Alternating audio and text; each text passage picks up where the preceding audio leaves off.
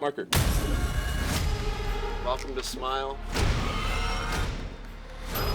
This was a hell of a way to start this movie. Now that it's finally upon us, I can't wait for everybody to see what we're doing.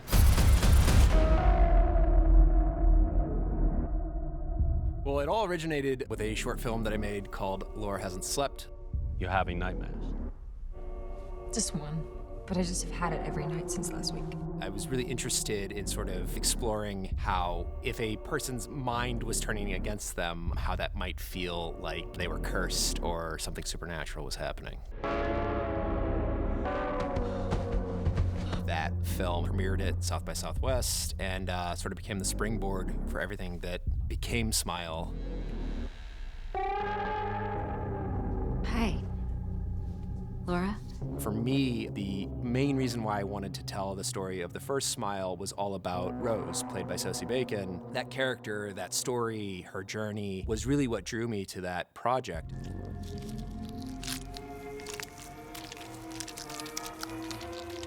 I had no idea that there was going to be such excitement for the possibility of a sequel, but I knew that if I was going to approach a sequel, I needed to find a character that I could fall in love with all over again and find something thematic and emotional to explore there. So the trick to unlocking it was sort of discovering the character of Sky Riley.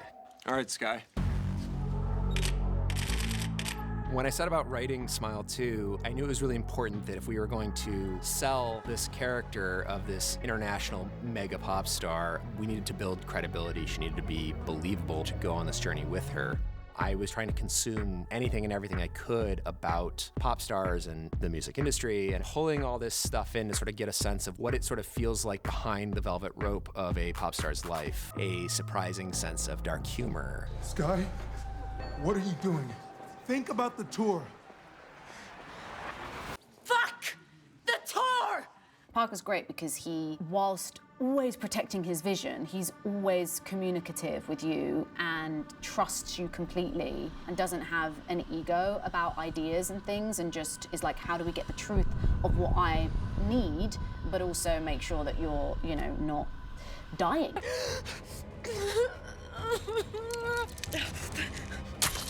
Parker, he is so good at doing the smile face that he needs to have a part in this movie where he does it, because it's absolutely horrifying.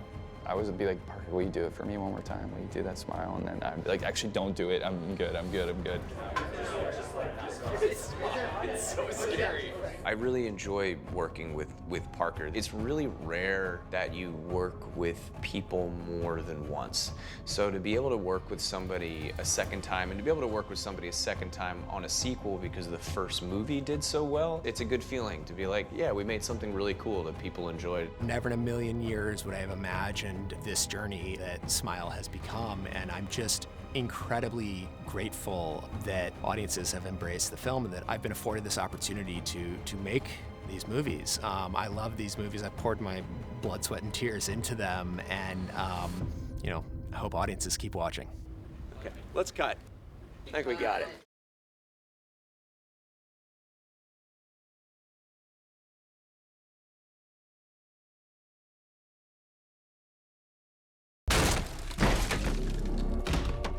I really didn't have much of an idea if I was going to be brought back.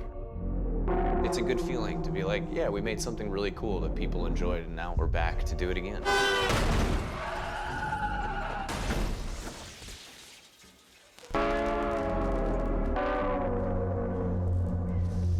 If you've seen the first film, you know that we end the film with Joel.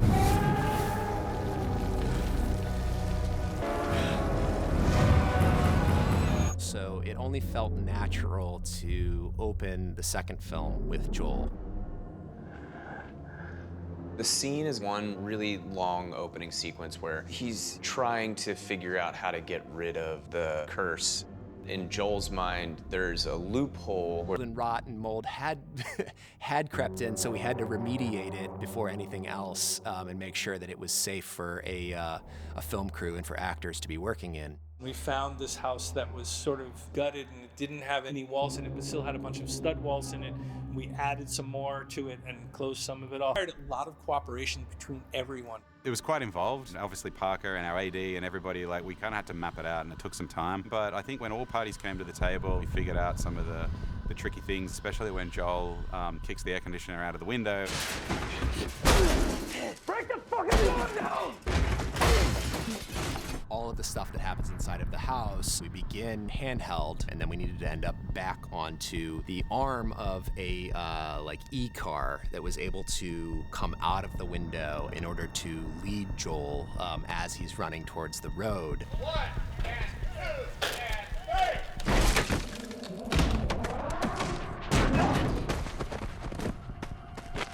Then there's a lot of VFX involved with the truck hitting Joel. You know, at the end, basically, we had Joel getting bowled over by our stunt guys with a football pad onto a mattress. Joel getting hit by the truck. I just sort of unleashed him, and he just absolutely bit into and owned that role.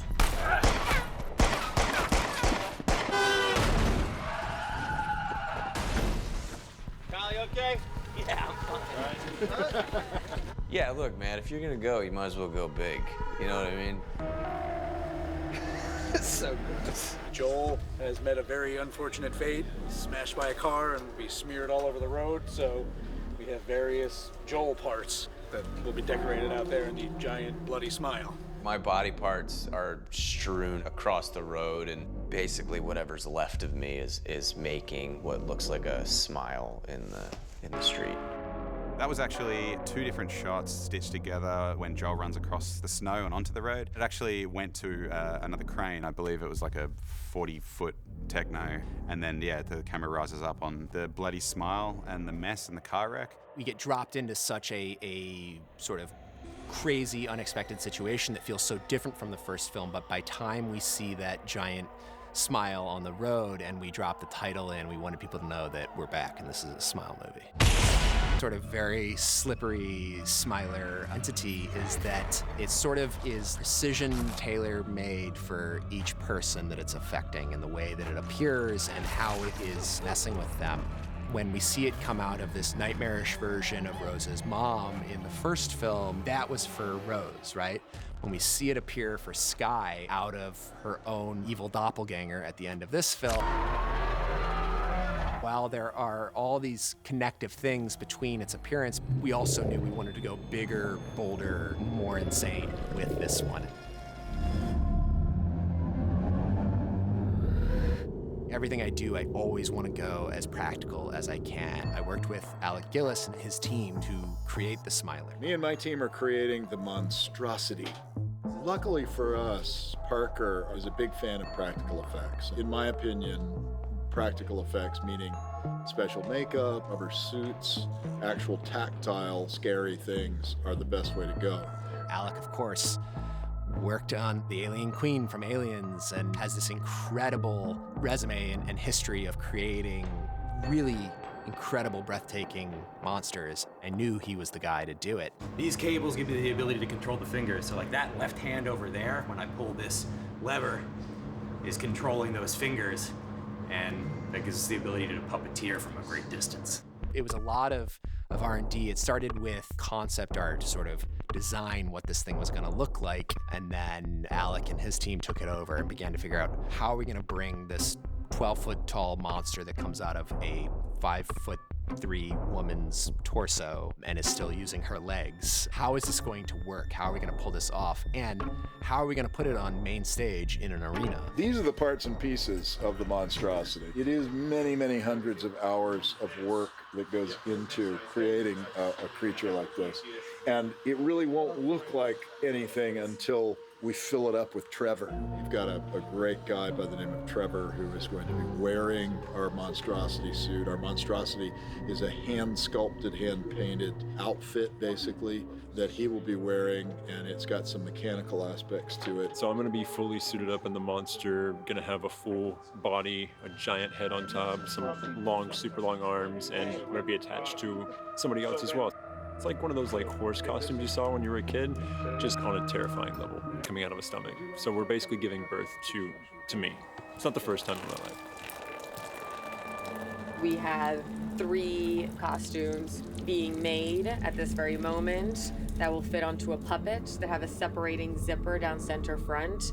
And so when the puppet splits open, it will separate with it. And in addition to that, we have 3 sets of arms that are gonna be worn by puppeteers on the side, ripping the puppet apart. And then a set of little briefs that will be worn by someone who is the stand-in puppet legs. It's a lot of moving parts for one look. There's a puppeteer on the right for one arm, puppeteer on the left for another arm. There's a puppeteer for the mouth. There's like 6 or 7 people, and counting me as well, to make the monster do monster things. Whoa, whoa, whoa, whoa. Really into the idea of it looking at us. It was a really complicated process that was really wonderful collaboration between major practical effects and then the use of VFX to sort of bridge all the gaps and bring a final product together. Basically, the audience. Honestly, Lucas was so brilliant. He was just fantastic. It was really hard for him to, again, ratchet up to that 10, right, level of intensity. Get the fuck away from me! What? Get the fuck away from me! Get the fuck away from me! No, no, no, no, no. What the fuck is happening? That'll Sir Chogan? The smile feeds off of trauma, and you pass it on to another person by dying in front of them in a very horrific way. We had done a lot of things with sharp objects in the first film, so I wanted to go the opposite way and use the dullest, heaviest, most blunt force thing that I could in this film. What I loved about how he utilizes that gym plate to kill himself is it created this really wonderful game of peekaboo that every time he hits his face, we have this brief moment that we don't see the damage that he's done until he pulls the plate down and reveals what happens.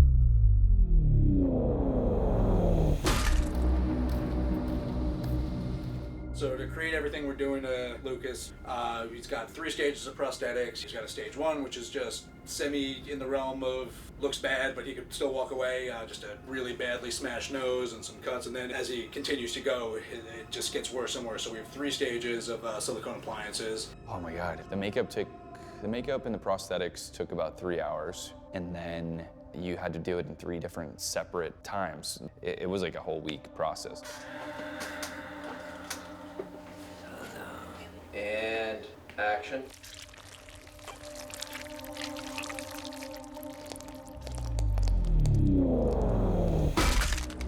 Stages 2 and 3, VFX has a strong component. They're going to be removing his nose, in theory potentially revealing some of the inner workings, you know, things like that we can't actually do on a human face. We can add, but we can't subtract because actors don't like that.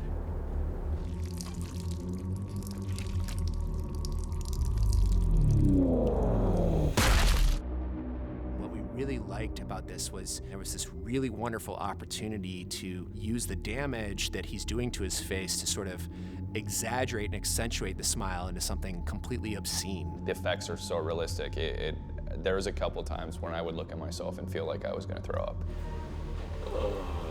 He got to look at himself. I think he was making himself nauseated in the mirror, just looking at what his face looked like. And yeah, it's just one of those things where everybody on set was sort of squirming and cringing.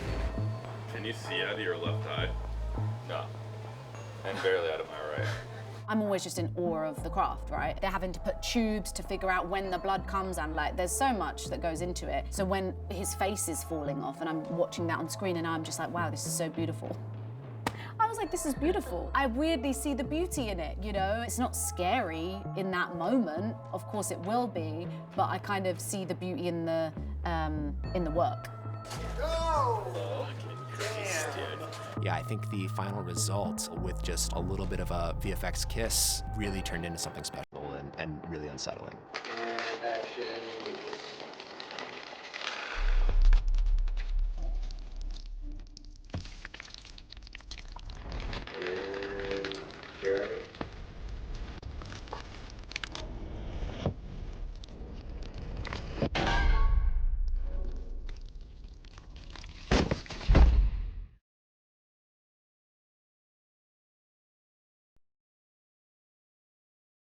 So tell me about your character, Paul.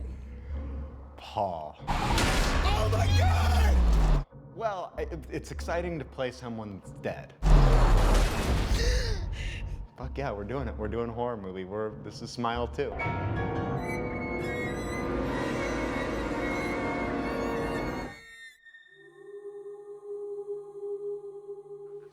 And over in pop culture news, singer-songwriter Sky Riley is back, nearly 1 year after she was hospitalized in a car crash and tragically killed actor Paul Hudson. Paul's death is sort of this black cloud that is hanging over Sky, and we're not quite sure what went down in that car. And bit by bit, we start to learn what had happened. The flashback of the accident. Oof, that was, it was really intense. But from the moment I met Ray, I was like, oh, we're gonna have fun playing together. I'm walking around eating bagels at Crafty with half of my head gouged out, and people are like, yeah, rough day, you know? It was a nice way to wake up. Really nice. Really nice. Naomi, she's incredible. I can watch her work for forever, and I do. I mean, a lot of the times I have downtime and I'm just watching her go, and I'm like, wow.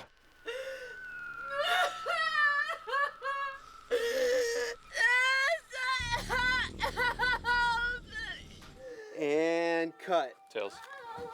Oh, dearie me, what are we doing here? The car crash scene was another challenge, as was the scene leading up to it, with Paul and Sky arguing. Will you not start crying? Which pans between the two characters. I was like, okay, let's try and figure this one out. We cut the car that they're in half and created a buck and put it up on this hydraulic system that was going to mimic the driving.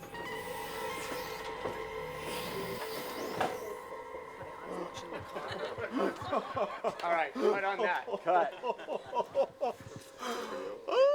Filming that was so fun. I mean, we were in this car with springs. It was like being in the Star Wars ride, except for it was me and Naomi, so.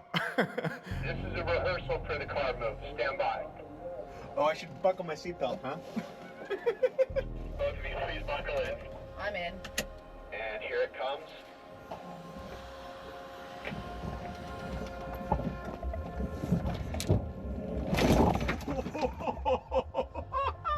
Going again right away. Right away. Good. You did so good. By the time we get to actually see what happened inside of that car, I wanted to put the audience in the car with those two characters who are having this incredibly toxic, vitriolic argument that turns fatal. Are you kidding me? What the fuck is wrong with you? What the fuck is wrong? Basically in between us, right? So we can't see each other and we're actually playing to camera. We had it on a remote head, so we didn't have to have an operator in there. We could do it on wheels and things like that. And I know he did some rehearsals with Naomi and Ray. There.